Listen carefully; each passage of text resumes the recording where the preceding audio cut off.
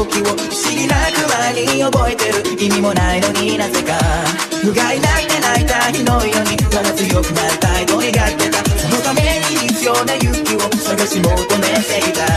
残酷な運命が定まってるとして、それがいつの日か僕の前に現れとして